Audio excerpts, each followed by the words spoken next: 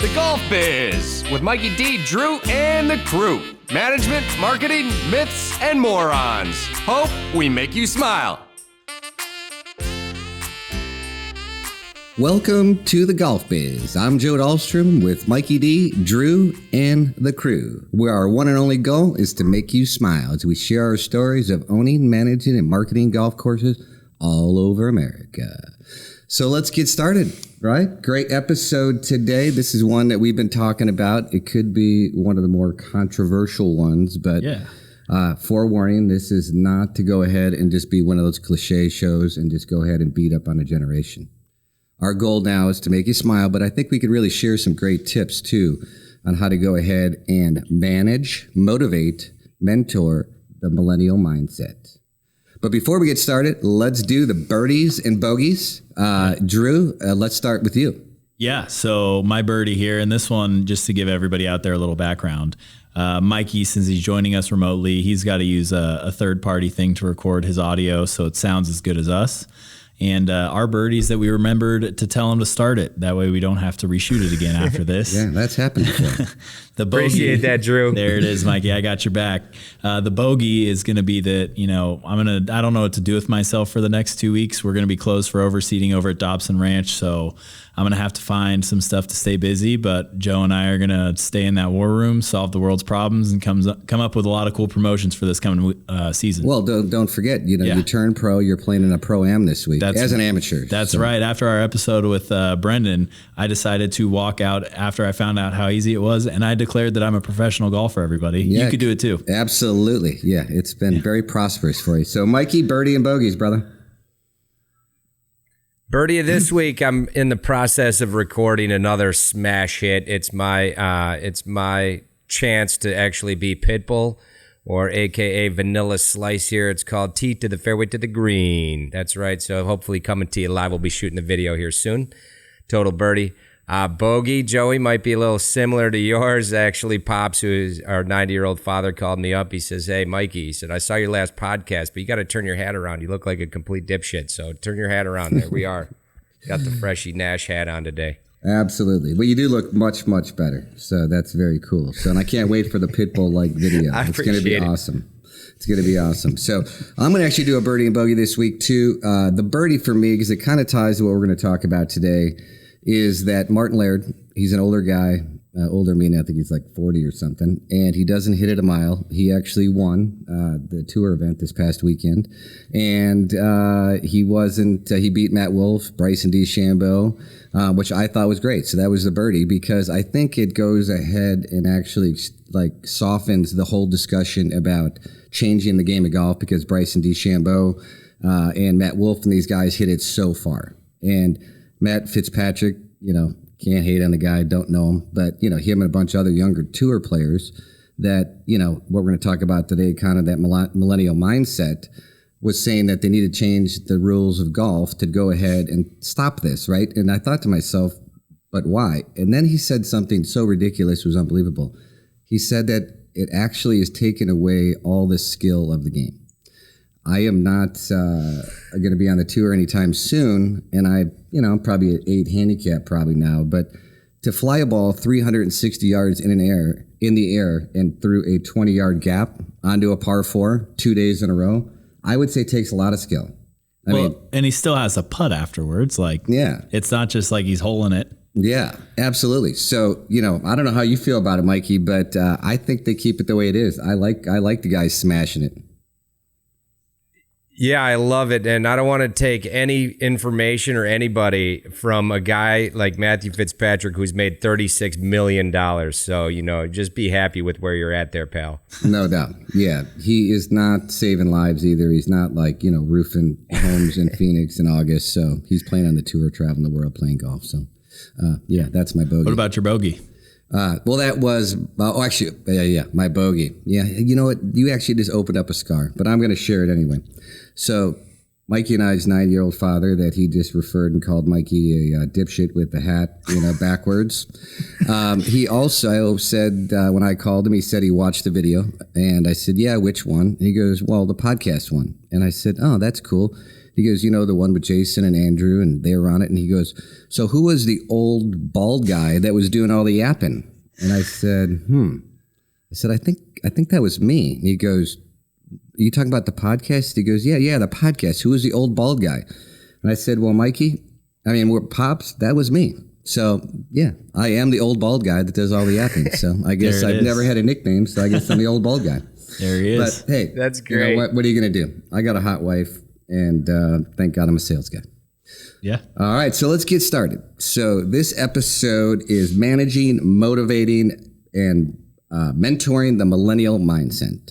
So it's relational, not generational. That's our phrase too. So if Gary Vee or anybody out there wants to use it, remember it's relational, not generational. So in this episode, before we get started, is not just to go ahead and clobber and pile on one of those shows about, all the deficiencies of a younger generation.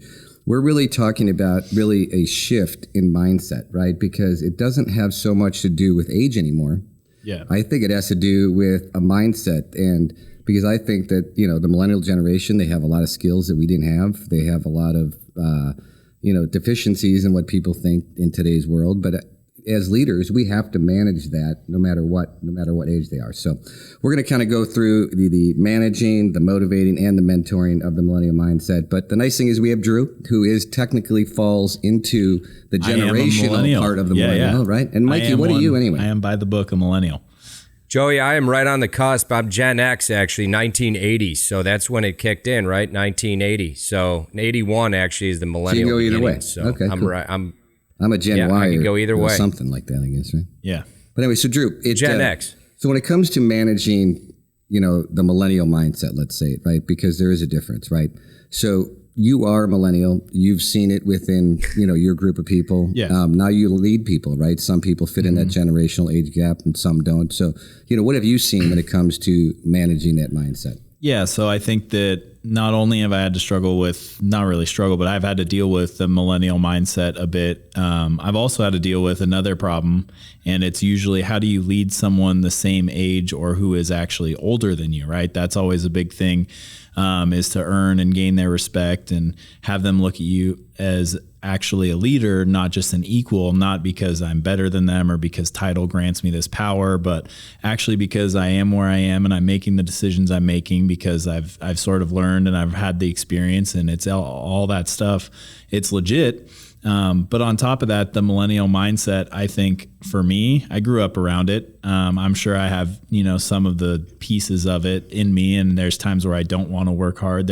I probably want to take more vacation than anyone from a more traditional background, yeah. But part of it too is I have to really give a lot of thanks to the fact that my family had me play sports or hobbies or really anything, right? Because I'll still never forget being probably 10 or 11 years old, playing travel baseball, a couple steps above Little League. It was really competitive. It's what you had to do at our age if you wanted to have a future. And even then, my coaches had the traditional kind of control compliance. It was run almost like a boot camp. And I'll never forget sitting in Arizona, actually, at the Junior Olympics, and our coach looked at us and he made a kid run laps because the kid went 4 for 4, hit 4 home runs. We won the game, and he pulled him out because he gave him the sign to hit a sac fly to score the guy on third, and he had a home run instead.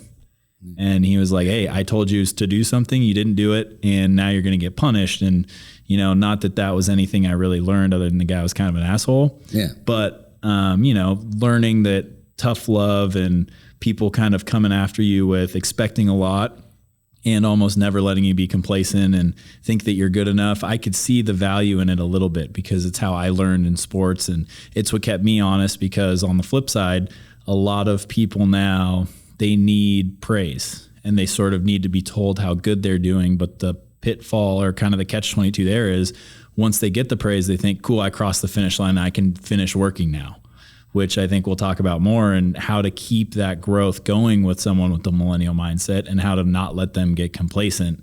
Those are probably my biggest things, right? We get a new employee, doesn't really matter what their age is, but if they have that mindset, then I can teach them, I train them, they do well, I give them a pat on their back, say, you're good to go. I don't need to watch you, don't need to train you anymore. You're good to kind of go out and flourish and make sales and run these things. And then I come back a week later and they're just bouncing a ball against the wall, or they're sitting there on their phone and they're like, oh, well, you said I was good. Yeah, no, absolutely. Yeah. It could be a real thing too. And, you know, Mikey, you've always used a different style. You're an inspirational guy. You're not really a reprimander, but you've seen this too, right? Because, you know, we were raised in a time where, you know, the manager or the owner used force and fear, right? If you gave a compliment, you wouldn't work as hard. You know, that mindset was do your job or blankety blank blank, right? And so you've seen this. You've been a leader of a club for a long time. So what have you seen when it comes to the actual management of that millennial mindset where there's a sensitivity and, you know, an unwillingness maybe to go ahead and conform to your way? Right. Yeah, so I'm not much of a manager. I'm way more of a mentor and a motivator when it comes to it. Number one is not get stuck into the petty drama of things, which is very, very easy to do because we all have it and we all bring it like baggage. So not getting stuck into the pettiness of things, and actually when it's go time to get them to understand that it's now time to roll. Also winning people over, like to really get them on the team and to show them there's real opportunity. There's a great ability to learn things through this process that you can carry out through whatever you decide to want to do in life. And for a lot of people, young people that, you know, come into the golf shop, golf's not necessarily their end game, but to teach them the skills and the ability to connect with people, the ability to actually move product by connecting with somebody and putting a smile on their faces and actually make it fun, make it cool. That's a big thing. And I know we always get stuck on the cool part, but if you know, when you really look at something as it, you know, as like, this is a fun thing to do and you like to be where you're at, it's a lot easier to get the very best out of people when they're enjoying themselves. So also, if not to get stuck on the petty stuff, but if something needs to be corrected, don't let it build up. I think that too often we actually see things that happen and we just blow it off and let it go. If you can correct it then and there and just set the precedent that, you know, this is the way it is, rather than, you know, just let it build up and then eventually it creates bad behavior, right? So I think millennials... Yeah, I think what you said was perfect. You know, correcting it is exactly what you still need to do. You have to kind of nip it in the butt right away. But what's different, right? And Joe, you kind of alluded to it. It was always force and fear. So, you know, when you guys were younger, to nip it in the butt was probably, don't you blink and do that ever again, or you're going to have no job. Right. But you can't do that anymore. You still have to correct it, but it's the way that you correct it. And it's to lead them to break them down a little, but then build them up at the end, you know, and to find a way to kind of guide them along and help them understand. What you said was perfect too, Mikey. We call it a millennial mindset for a reason, not because it's just millennials, but it really is the mindset that the people have in terms of working and whatever it is they're doing, and helping them understand the train of thought that we're on and almost buying into our why is so important to that. Absolutely. Because then not only will they work hard and they'll have a good work ethic, hopefully, when they come out of this, but B, we know that we can trust them to make the right decisions because they know what our thought process is as a company. They understand what be cool means, and all of that stuff becomes really important. It almost kind of compounds. Absolutely. And, you know, I think for the older managers there, me being one, right? I'm almost 50 years old. There's really 4 stages, and this is a paradigm OG here because I went through this stage, right? Because when you're driven so hard by force and fear in the workplace, right, to go ahead and accomplish your goals, get it done on a certain time, and if not, you lose your job, or if you do great, maybe you get a bonus and things like that. There's really 4 stages. You know, the first one is you get mad, right, and you get disappointed. You're like, gosh, why won't these people just do it? You know, they're this, right? So you get angry, right?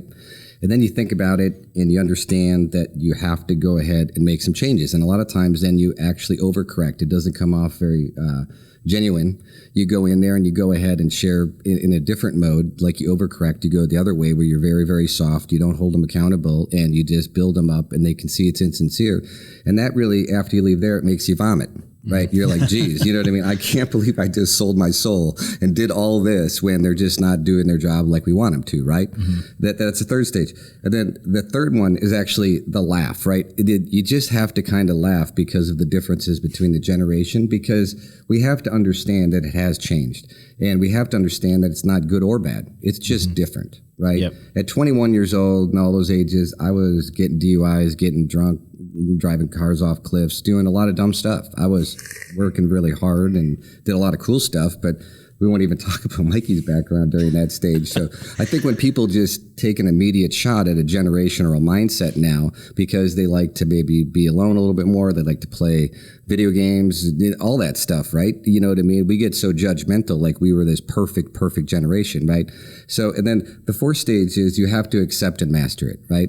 Because the worst thing you could do as a manager that's been around for a long time is try to convert everyone there to go ahead and understand your style. Yeah. Because your style is good and bad. You're the newspaper, right? The newspaper is gone, right? Yeah. And you'll just have to keep reloading forever to go ahead and do it, because it's not just an age thing. I mean, it's not just a generational. It's an age. Any age actually has this mindset, right? So I think that's really, when you go through those four stages. We have a guy at Dobson right now. He has a CPA background. He's done a great job for us. Yeah. But he's struggling right now, and I just talked to him before we came up, and he is currently just past the vomit stage into the laughing stage. Yeah. And he's seeing the difference he's making, right? So when he needs to correct behavior, he takes genuine interest, he listens to them, he makes them feel part of the solution, and he encourages them, and he sees it's working. Yeah. Right.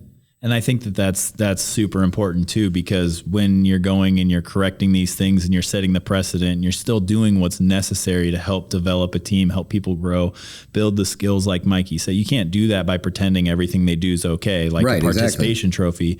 But what's nice is you have to if you have the old fear and the compliance and control that mindset, the unnatural thing for you, right, might be to give the acknowledgement that they did something good. Absolutely. So to understand that you can still give the feedback that, hey, what you did was bad. Here's why it was bad. Take, any of the extra force out of it, make it kind of just black and white. But at the end say, hey, but I really appreciate that you made a decision. You tried. That's the important part. I want you to keep doing it. Do it with this mindset now. Absolutely. And following up every jab almost with a hug. Right? Absolutely. Because if not, you're either going to end up in a lawsuit, quitting, and all that stuff too. Yeah. And at the end of the show, just for the people that are older that are getting grossed out by a lot of the things we're saying, which they are, trust me, you're out there, but I've already gone through the four stages.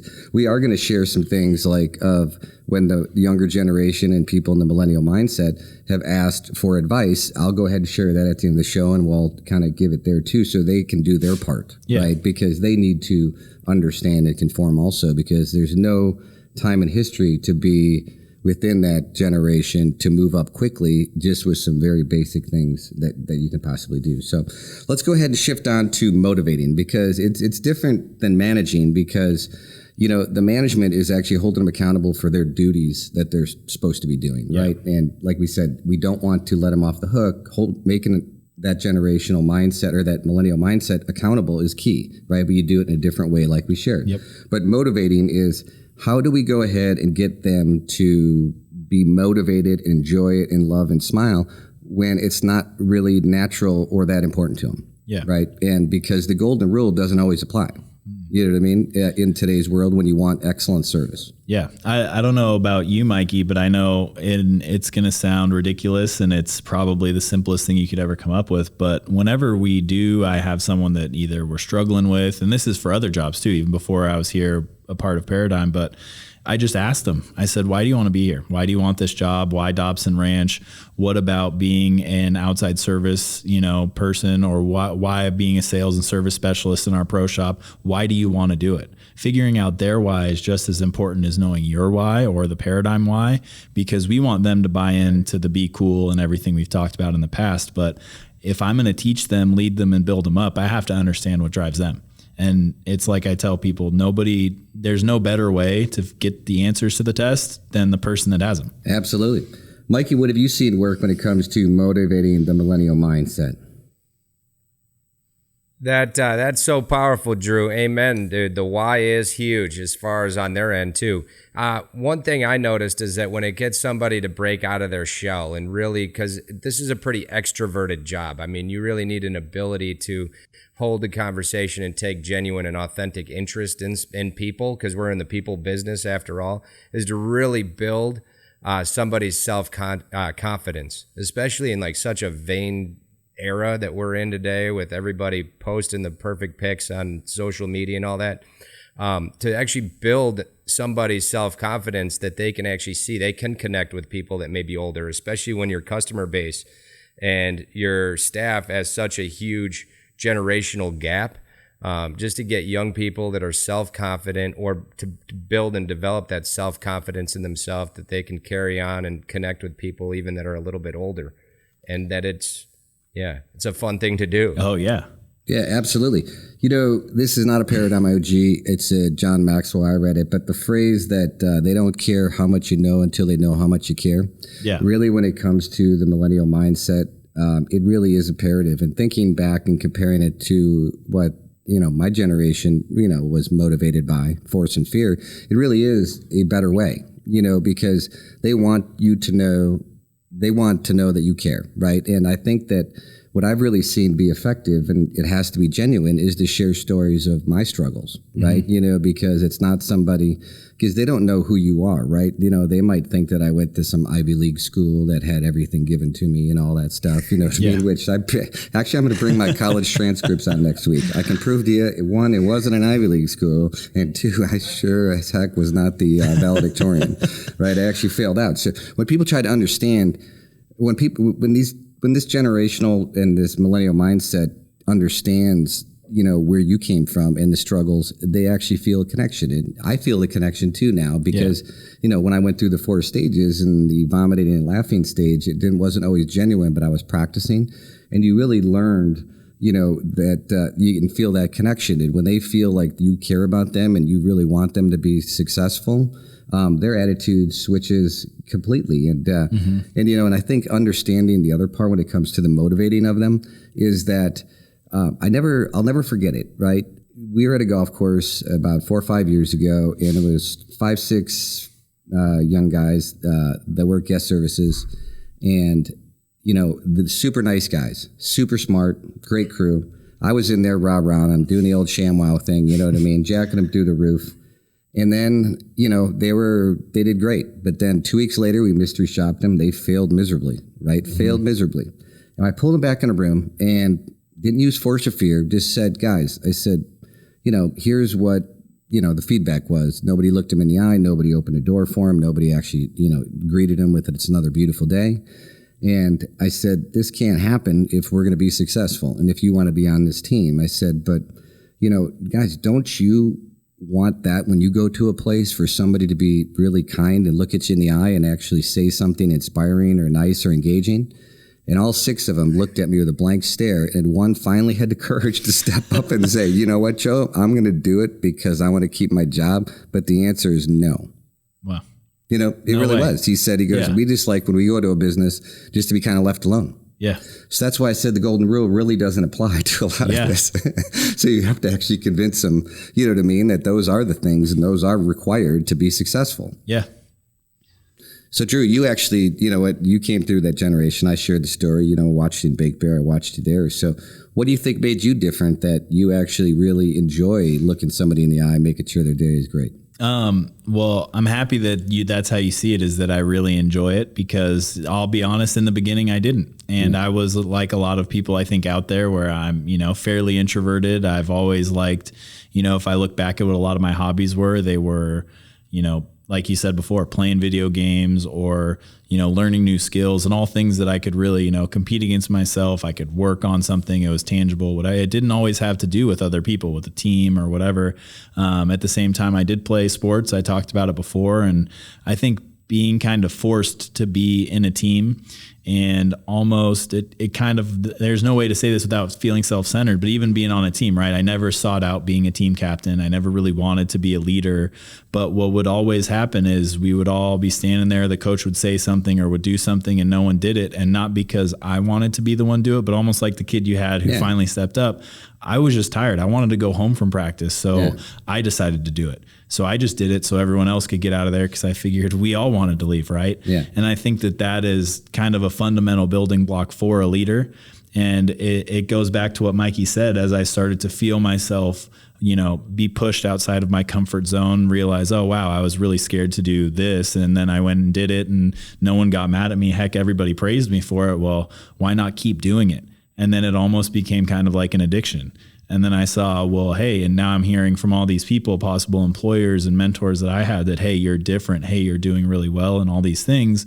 Then I couldn't get enough. I wanted to keep going. I couldn't stop. And, that's why now I try and do like what Mikey was talking about. I look to people in similar positions that I was in, and I tell people that walk through our door, I said, I don't care if you work here for a month, for a year. We get a lot of students from ASU, from the junior colleges out here in Arizona. And I say, what, you're a management major? Well, you're going to have to call businesses and tell them why they should use your agency or whatever it is. And it's just like Mikey talked about before. They got to build the skills.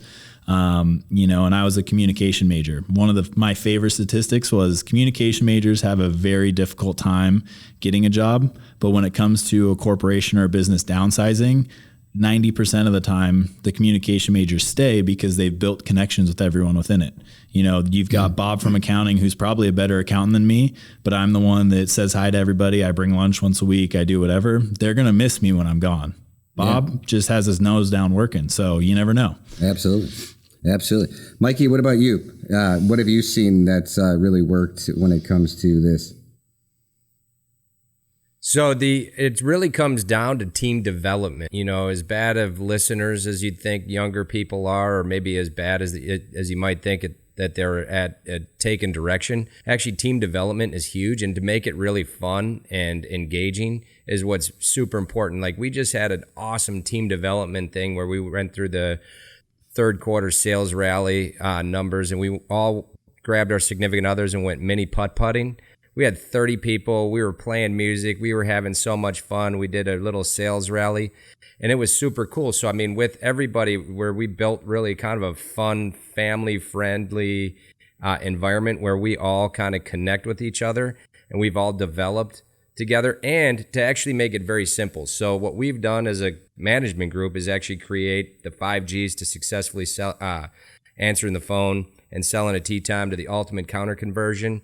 And when you can have it both in writing and you're actually doing it at the counter firsthand, where they're catching on and they're buying in, they're like, wow, I kind of want to be like that, is hugely important. Like, totally. Yeah. Well, that goes along the point too of actually showing that you care, right? Most jobs and most employers don't take their team out to go ahead and play golf and have fun and take them to dinner. And I think we do a good job with that. I think it shows that we care. It gets us to know them. Yeah. You walk in and you look at somebody and you ask them, how their father's doing, or, how their girlfriend's doing. They light up like a Christmas tree because they genuinely feel like you care. So we're going to shift on to mentoring. This is something that's big within our company. I think it should be big in anybody's company. I think it's one of the biggest pitfalls of, a high turnover or people that lose interest in building a team within a golf business that's pretty unique, right? It's a service-based business. It's a grind. You see a ton of people. And until you really get to a certain level, it's hard to make a good amount of money. So attracting the people that come in with a great attitude and mentoring them to go ahead and continue with a great attitude and to build on the skills. So, and this one I can tell you is totally different than when, my generation was growing up, right? It really wasn't, try to get a boss share anything back in the day. They weren't sharing nothing because they figured that if you could do their job, they were gone. Yeah. Right. And that's such a loser mentality, really. You know what I mean? And I think it's one that actually our generation was not very good at, right? Actually telling people they did a good job and trying to develop them and build them. So it's something that we spend a lot of time on too. So I'll kick it over to you, Drew. What do you feel like has worked with you, as far as mentoring someone and somebody that you're actually currently mentoring? Yeah. So what you said, and I think that not only mentoring, but as a leader, it's super important. My favorite leadership style has always been referent leadership. A real brief rundown of that is it's what I think is the most authentic type of respect in leadership. And it's people following you and listening to you because they care, because they have your back. And there's no better way to earn that sort of respect in leadership than actually being down there working with them. And this is kind of a funny testament to Mikey. He came out first week or two that we had Dobson Ranch, and just in the walk from the pro shop to the bar, he stopped, he scrubbed a couple clubs, met the guys that were working down there. We just met these people ourselves a couple days prior.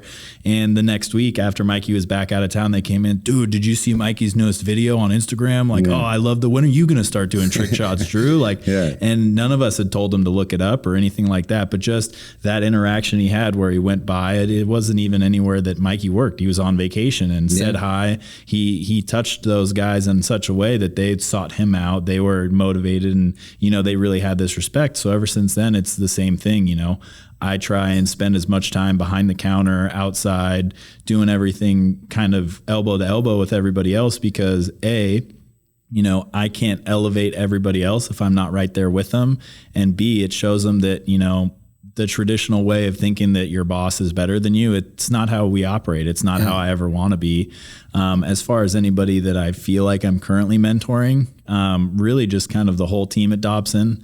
Jacqueline and Chris specifically, they've been doing a fantastic job and they're perfect examples of the opposite of what you were talking about, how everything that I had that I really wasn't good at, which was scheduling, organizing groups. If you notice a trend there, I'm not a very organized person. But Jacqueline took over and she's doing the scheduling for everybody and she's getting out in a way timelier fashion and she's organized with the time off request. Chris is doing a fantastic job getting all the groups organized, getting their rates structured, getting them all the things that they want, the dates ironed out so there's no more conflicts. And my eagerness to let them take all of that off my plate, it only helps all of us because they continue to grow, they continue to feel included and bought in, and I also get more free time to help them, to help the rest of the team and to be a bigger part of the support system. Because if I'm bogged down with all these other things that I'm not good at and I don't like doing them necessarily, and then I have no energy and I can't continue to motivate and pump the team up, then everything fails, right? Yeah, absolutely. So, yeah, I think a part there too is that another mistake that the older generation did is that they tried to make everybody good at everything, right? And then the millennial mindset, no matter what age you are, when you develop that, one of the negative things can be is that you're not going to do anything you don't want to, right? It's unfortunately, whether you like it or not, it's real. Certain people don't want to do it. But in our industry, most times you can make it work, right? I don't believe in trying to force people into doing jobs that other people would love to do. Right. Yeah. And I'm the one that noticed that you are terribly unorganized. And the only other person more unorganized is Mikey D up there. Yeah. But no, that's the thing too. And Mikey, several years ago, I saw a guy that was an amazing leader that could go and get people to follow him and actually grow the revenues, build morale, and create this amazing culture. To try to jam him in an office to do a bunch of reports just because that's what the job's supposed to be is stupid. You know what I mean? It doesn't work. I mean, so, and no matter who it is, if you have a young kid that comes in and they love doing a certain job, build them up, you put him in that position and actually continue to let him grow within that, what he likes and he's good at. And you will have a happy, awesome, top performing person forever. Yeah. And I think that's just a big part of it. So Mikey, you'd obviously developed quite a few young people out there in Florida. So what do you do as far as mentoring? So getting them to buy in is the biggest thing. And once they're bought in and they kind of take a pride of ownership or a credit for what they're producing, it's tremendously motivating to anybody of any age, especially the younger generation. In fact, I just had a young man over at Madison Green, 22-year-old kid. He's going to PGM school. God bless him. He's going to learn a lot, but he's going to learn way more under the tutelage of Scotty and I and the Paradigm Way. And just running the golf shop over at Madison Green, having a blast. He called me the other day. He's like, Mikey D, hey, I just want to know who the lead leaguer over at the Nash is on players card sales because I just busted out 22 out the door. I was like, really, Pete? I said, how'd you do that, kid? He goes, he said, dude, I just followed your way, man. The way you just pitched that card before you left, man, was unbelievable. I mean, that was like butter, and it works. I was like, so it's great to hear. So getting them to buy in, getting them to take a pride of ownership, and actually setting a great example of doing it, actually being out front and using our years of experience to just shed a little bit of mentorship so that you're not always sitting there telling people you need to do this and you need to do that. Not saying anybody needs to do it like I do, but we know it works. And so let me just share it with you firsthand right here to go ahead and get it. Yeah, those that want to get it are totally going to get it. And the fact, and the other thing on more of the micro side is actually sharing with people that, hey, once this stops being fun, you got to let me know, because at that point, it's not going to work any longer. So keeping it fresh and keeping it fun, as long as they're enjoying it and they're bought in, they're going to go ahead and show up guns blazing, ready to rock and roll every single day. And they might have a bad day here and there, at which point you tell them to get in a cart. You actually let them share and dump it out for a minute. And then you look at them and you said, everything's going to work out the way it should. We're here today, so we're going to turn the music up and we're going to have a blast today, because this is our day to have a blast. So it's all we got is right now. Let's make it happen. Hey, Mikey, too, I wanted to ask you this. We just did something that I found helped us quite a bit with our younger team and newer members at Dobson. People are always kind of afraid too, right, when they're talking to people, whether it's in the shop or outside. And I said, guys, regardless of what you say, use your name, right? We train them to get first the customer's name, because then everyone likes hearing their own name. So if I could address you as, hey, Mikey, what's going on, instead of hello, sir, it's going to be a lot more sincere. But then to teach them the next step, which was to say, hey, my name's Andrew. If you ever need something, you let me know. And people are always really scared of that, right? Have you had experiences where people were really scared, like, oh, well, if I tell them my name, they're going to complain about me, right? Yeah, I mean, I guess a little bit, but, that might be just from not even knowing how effective it is to actually use your name. So, and it could be a self-confidence thing again, too. Like, I mean, a lot of people suffer from not a great deal of confidence in themselves and their ability to connect with people. So being out front and being the leader, actually the one doing it in front of them, so that they can get it, and then building them up, giving them credit, giving them a pride of ownership, giving them clear directions so that they can see, oh, okay. So they're getting it both in a playbook form, they're getting it firsthand, seeing it firsthand, and then when they're doing it, they're getting the credit and they're getting built up with a pride of ownership. Yeah, that's awesome, because I know when we started training everyone and they finally started to put it into practice, the last month or two, we make it part of the top dog, where we pay a little commission if people get name dropped in a review, or, the managers, they get a commission based on the total reviews for the month or whatever. And it's got to be, 20 reviews in the last 2 months that have had people's names. And they've all been good ones, not one bad review that specifically named a person, right? And it's just, that's how powerful it is. Right. Yeah, I think it's a big part of... And that's exactly it. And the universal language of any generation is cash money, too. And so to be able to financially incentivize people with commissions based on whether it's online reviews, pace of play, players card sales, daily revenue, range revenue, actually recognizing that, tracking it, giving people credit, kudos for it, not both, knuckles, boom, but also financially, that's a universal language we can all understand. Absolutely. So when it comes to mentoring, teaching, training, a part that you guys talked a lot about, and it's so important, and I think it's left out in so many other companies, is the actual showing of them doing it, right? Yeah. Because it's not that easy for any generation, but especially the new millennial mindset, to be openly friendly and encouraging and open like that, right? By when somebody walks through the door, we've gone through a lot of training just to get them to stop saying, so how can I help you, right? I just hate that answer, right? It's like, well, and I still say it. I can't help it. But, but when they see people up there saying, it's another beautiful day, hey, thanks for being here, you're going to go ahead and have an amazing time. You know what I mean? Just that voice inflection, and you can see the customer light up.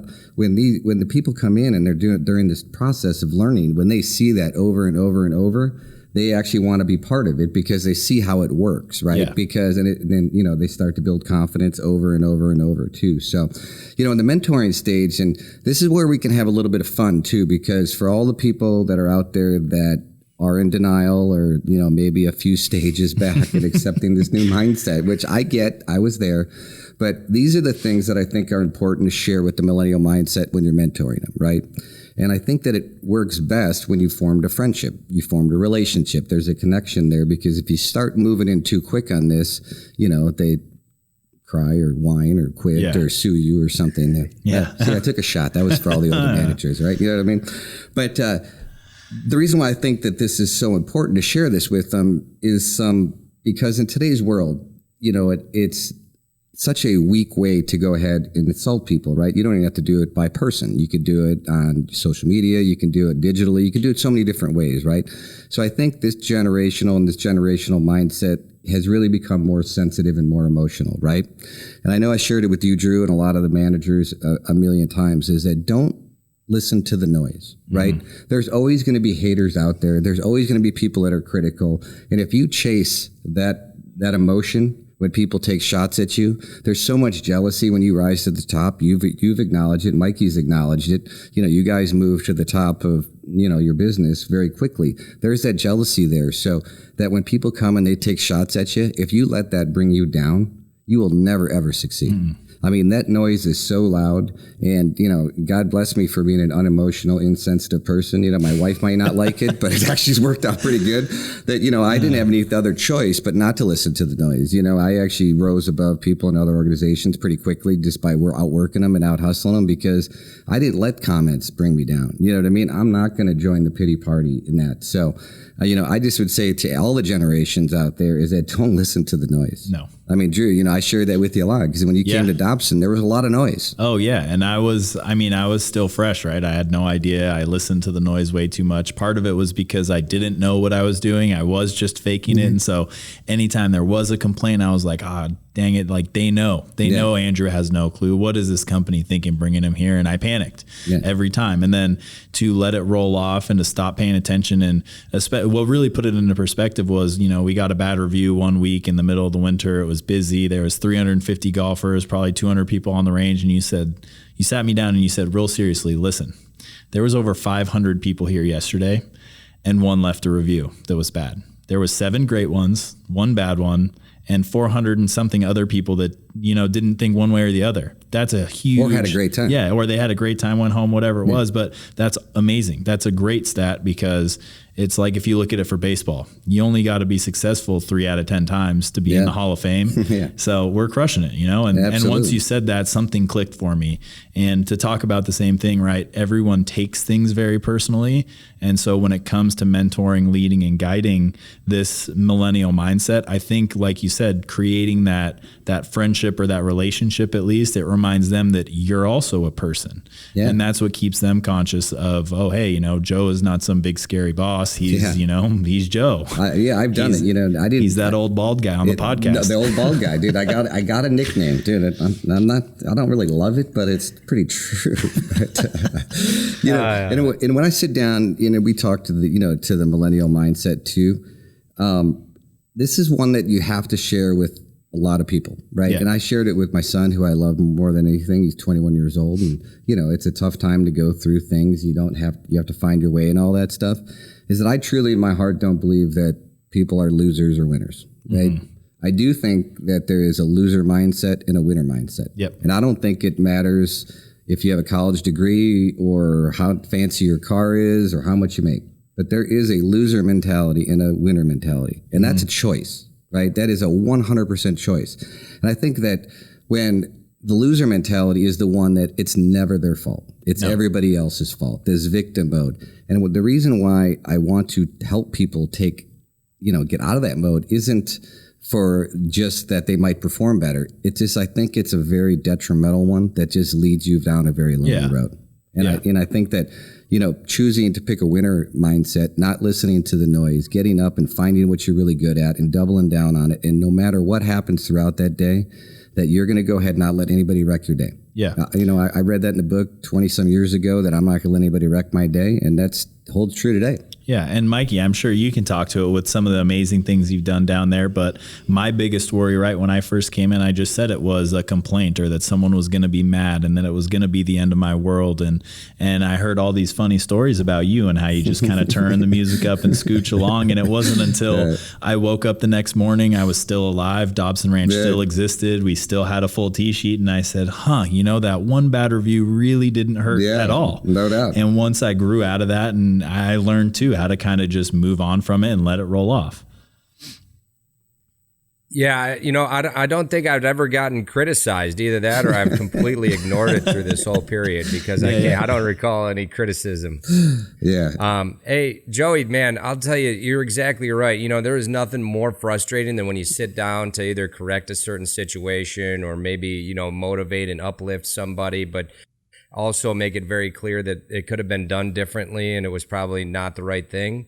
And then to hear projection and deflection, and it's so much going around the airwaves and all over in life today of projection and deflection. There is nothing more frustrating. And I learned at a very young age, the easiest way to get out of things is to actually accept responsibility, understand actually that you could have done it differently, and then go about it. And even if you're not going to do it differently, at least both parties can feel like something was accomplished, you know? Yep. Like the projection and deflection stage is crazy. Yeah. That's the one thing that really would get me kind of heated when it comes to the correction thing. When it comes to a guest experience in that was a little bit, upset them or, disappointed them a little bit. Hey, we're going to let people down, and I understand it, but to actually hear it and then to take the focus off of necessarily what that criticism or objection was, and to actually shift it into something that is really cool, positive, and powerful is huge. Whether it's the way the guy looks or, how the guy feels or how beautiful the sunshine is. I mean, why focus on the fact that there's not enough rakes in the bunkers at this point when the sun is blazing and it's 82 in February? Like, let's have a good time. Yeah, absolutely. And, I think that also too, in the millennial mindset, that they really get stuck on an opinion, right? Yeah. And it's a fairly opinionated generation, right? In mindset. Right. And what I share a lot is that you don't always have to focus on what you think is right or wrong. Yeah. When it comes to solving things and getting through life, just do what works. And that's not saying like stealing is wrong. Right? Cheating is wrong, right? Yeah. So it's not that. I'm talking about if you take a hardcore stance on something operational or how to do something, and somebody else has a different view, you should think about what works. And what I mean what works, what's going to improve the guest experience, what's going to go ahead and allow you to make the most tips, what's going to go ahead and actually put a smile on your face, the guest's face, and everybody's face. Do what works rather than having such a strong opinion, especially when you may not know much about it. You need to let it go and figure out what works, do it with a great attitude. And, and the other thing too is that to have a servant's heart. And, I share this with a lot of people because I did it. Right. I'm naturally not very extroverted. Right. I'm fairly aloof. I'm kind of a private person, but I learned over years, like I shared, that with those two qualities, with my lack of credentials and everything else, dude, it's a long road. Right.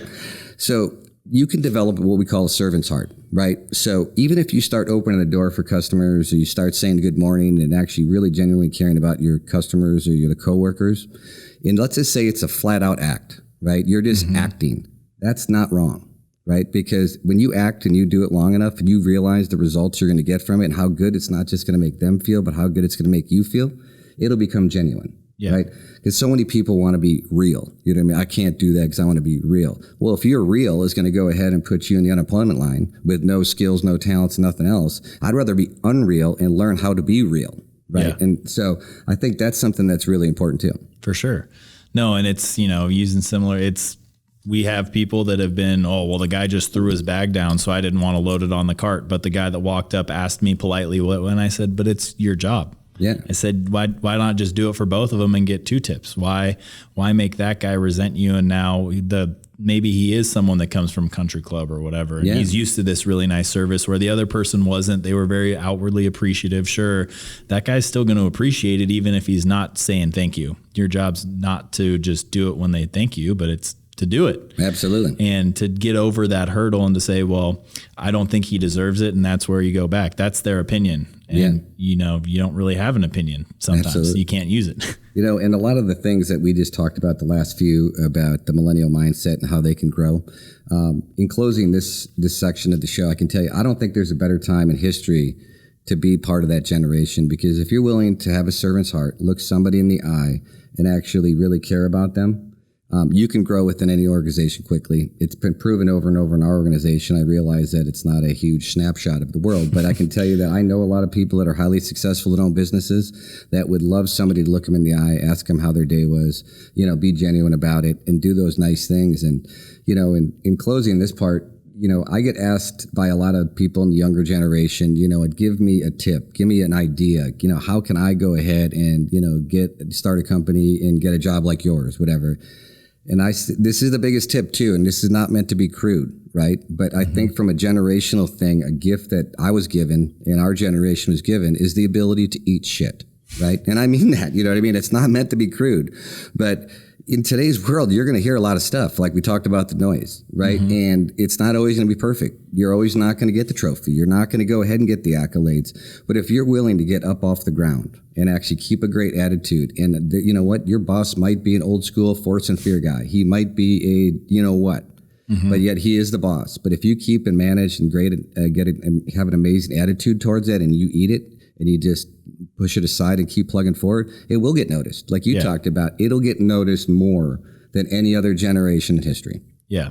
And it's, going back to the kind of the loser mindset. If someone says, hey, well, I didn't do it because they didn't do it either. Well, that's just a strike against each of you. That doesn't make you better. And I think to just put your head down. And what was it your guys' dad told you about if you didn't like who you were working for, Joe? What was it? Oh, yeah. You know what? Save your money, buy the competitor, and run the guy out of business. Yeah. But in the meantime, you say, yes, sir, you do your job and you learn as much as you can. Yeah, absolutely.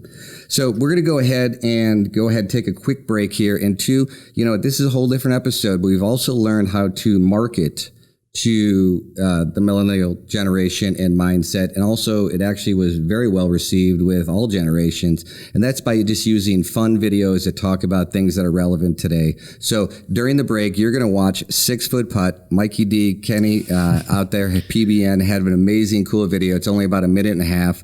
Talks about kind of what's going on in the golf world today with, the COVID and how golf courses have changed. I think you'll really do it. It was just meant to make a smile. So we'll see you in a minute. And when you get back, we're going to have a little contest between Gen Y, Gen X. See you soon. Let's hit the golf course no better way. The social distance, the way we play. Days new rules, 6 feet apart. Riding solo in my own golf ball. I don't mind, kinda nice. No one around to see me fix my life. Slide on in and drive straight to the ball. Don't have to hear my buddy's wife's phone call all day long. All you have to do is hit the cup. Don't sweat that 6 foot putt, just pick it up when you hit the cup. Can't find a water cooler anywhere, and that's alright. With Apple Pay, I had the Parker catapult me a cold Bud Light on the night. Breaking a bunker is a thing of the past. Pick it out of the footprint and lay it on the grass. Keep the flag in the hole like Adam Scott and DeChambeau. These two got my scores and never been so cool. Thinking about going pro. All you have to do is hit the cup. Don't sweat that 6 foot putt, just pick it up. When you hit the cup, just pick it up.